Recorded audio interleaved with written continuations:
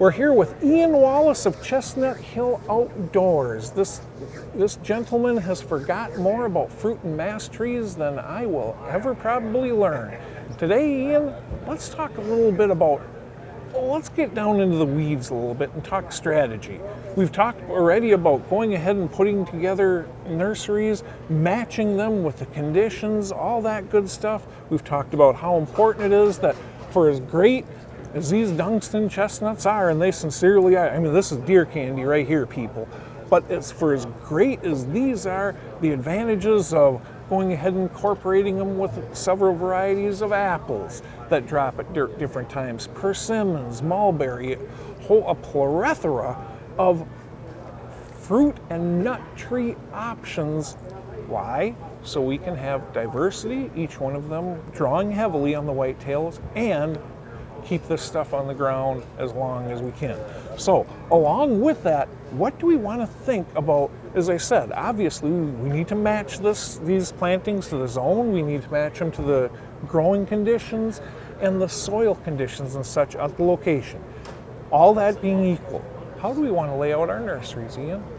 Yeah, so kind of as we discussed before, if you select certain trees that drop fruit and nuts at different times of year, you can put those in clumps at different parts of your property because you want to guide the deer to move from section to section, and you want to know where that movement is. Well, and that is so key. Now, yes, you want to put all your food options in areas where deer feel safe. Whenever possible, you want to put it on existing deer flows. But you want to draw deer to a location as long as they feel safe there, that they might not have been spending a lot of time.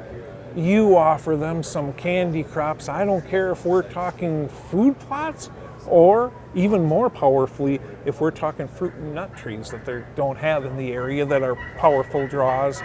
Man, you're going to suck in some deer.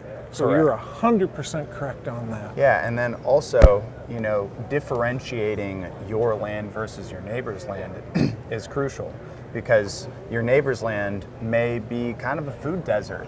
Maybe it has some herbaceous, maybe your buddy's hunting on that and he's done his work with food plots.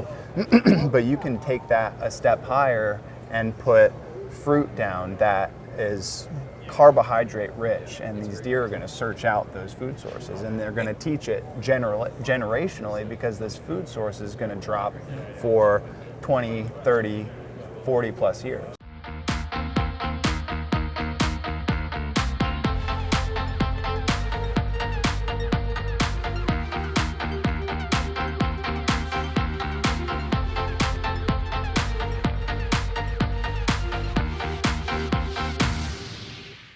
Oh, and that's a great trick, even and I manage a whole bunch of ground in exceptionally egg-rich regions. Why? Because that helps grow a lot of inches of bone on the head.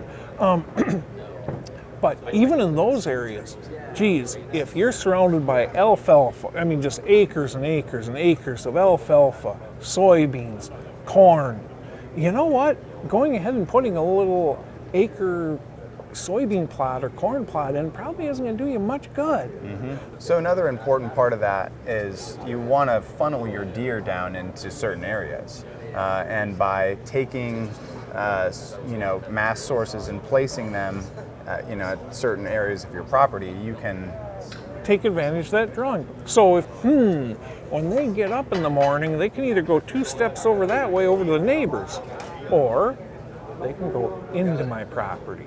And now I've got a hunting area. Ian, thank you so much for making us all a little bit smarter, my friend. Thanks, Steve.